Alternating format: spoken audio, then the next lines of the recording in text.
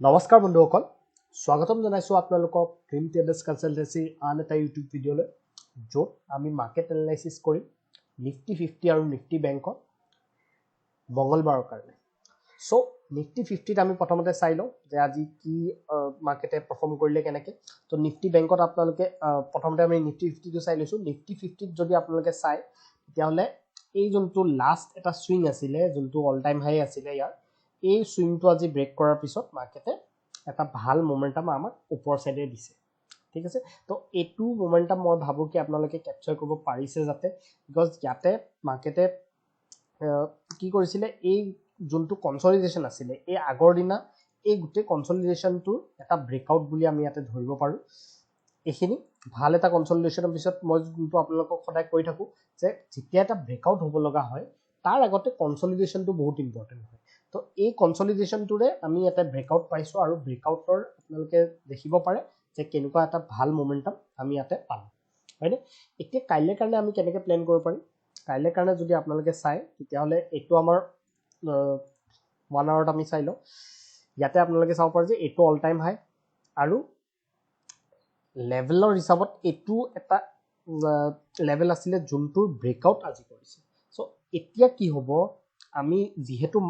Nifty bank আৰু Nifty 50 দুটাই all time হাই আছে আমি সেই আগৰ যোনবিলাক মানে ৰেজিস্ট্যান্স আছিলে সেই ৰেজিস্ট্যান্স বিলাক আমি ইয়াতে চাব লাগিব আৰু সেই ৰেজিস্ট্যান্স বিলাকে এতিয়া কি হ'ব সাপোৰ্ট হিচাপে কাম কৰিব সো ইয়াতে যদি আপোনালোকে চাই লাষ্ট টাইম ইয়াতে কোট মাৰ্কেটে ইয়াপা ব্ৰেকআউট দিছিলে এই লেভেলটো আছিলে ব্ৰেকআউট লেভেল হয়নে এই লেভেলটো আছিলে ব্ৰেকআউট লেভেল আজি যৰ পৰা ব্ৰেকআউট দিছে এটোৰ পৰা এটা ব্ৰেকআউট আমি পাইছো সো এটো এটা লেভেল হ'ব কাইলে কি যদি মাৰ্কেট আকৌ ইয়ালে আহে তেতিয়া হলে আমি ইয়াতে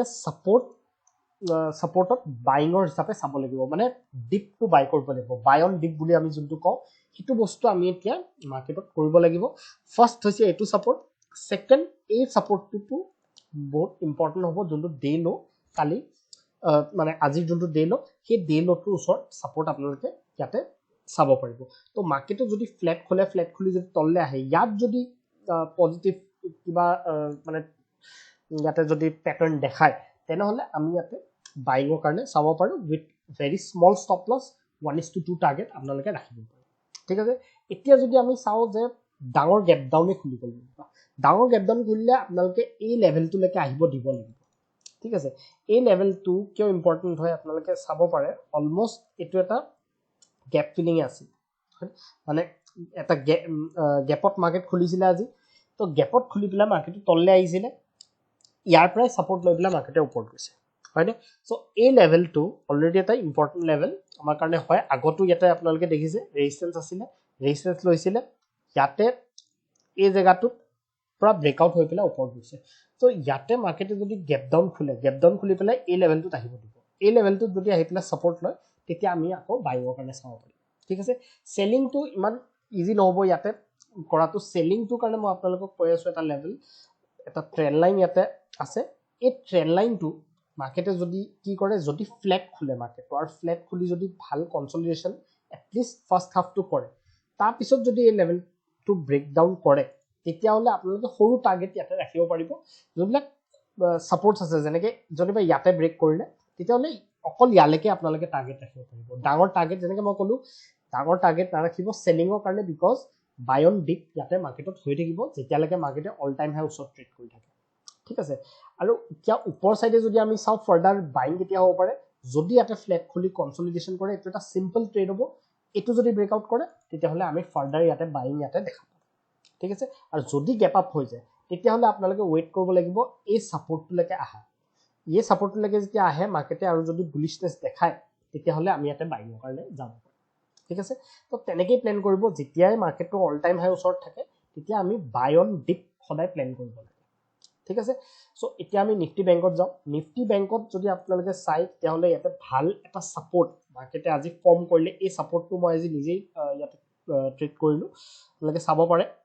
এই জায়গাটোত মাৰ্কেটে কি কৰিলে সাপোৰ্ট ললে এখিনিত সাপোৰ্ট ললে এটা ডব্লিউ প্যাটাৰ্ন বনালে এটো ডব্লিউ প্যাটাৰ্ন বুলি আমি কওঁ তললে আহিলে ওপৰলে গল ইয়াতে ডব্লিউ প্যাটাৰ্ন এটা বনালে ডব্লিউ প্যাটাৰ্ন বনাই পেলাই ইয়াতে মাৰ্কেটে ওপৰলে গৈছে তো এটো জায়গাত আপোনালোকে চাব পাৰে যে এই জেগাটো কাইলৈ কাৰণে আকৌ ইম্পৰ্টেণ্ট হ'ব পাৰে তো আগৰ তেনেকুৱা মেজৰ ছাপৰ্ট নাছিলে কিন্তু ইন্ট্ৰাডেত একচুৱেলি ইয়াতে আপোনালোকে যদি চাই এই লেভেলটো একচুৱেলি ভালকে ৰেসপেক্ট কৰিছে আৰু এটা নতুন ছাপৰ্ট বনাইছে মাৰ্কেটে তো এইটো কাইলৈ কাৰণে ইম্পৰ্টেণ্ট হ'ব পাৰে তো কাইলৈ যদি মই সিম্পল এটা ট্ৰেড আপোনালোকক কৈ আছো যে যদি গ্যাপ ডাউন খুলি যায় বা ফ্লেট খুলি যদি তললে আহে তেতিয়া হলে আপোনালোকে ইয়াতে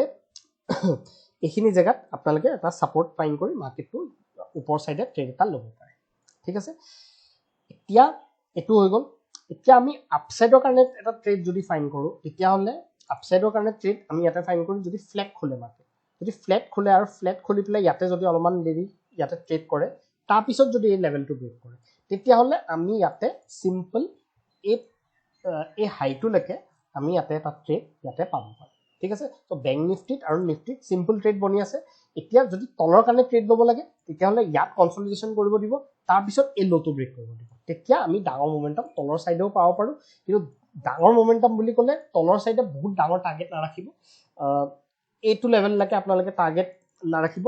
টাৰ্গেটটো আপোনালোকে ৰাখিব পাৰে এটলিষ্ট সে এই লেভেলটো ঠিক আছে বিকজ এইখিনি এটা প্ৰিভিয়াছ এটা লেভেল আছিল যৰ পৰা ব্ৰেকআউট দিছিলে ঠিক আছে তো এইটো লেভেল ব্ৰেক ডাউন কৰিব দিব তাৰ পিছত ইয়ালৈকে আপোনালোকৰ টাৰ্গেট থাকিব আৰু যদি আপসাইডৰ কাৰণে চাই অলপ গ্যাপ আপ যদি হৈ যায় তেতিয়া হলে ইয়াত কনসলিডেশন কৰাৰ পিছত যদি এটো ব্ৰেকআউট কৰে তেতিয়া ফাৰ্দাৰ আমি বাইং ইয়াতে চাব পাৰিম ঠিক আছে সো আজি কাৰণে মই ভিডিওটো ইয়াতে সামৰিছো ধন্যবাদ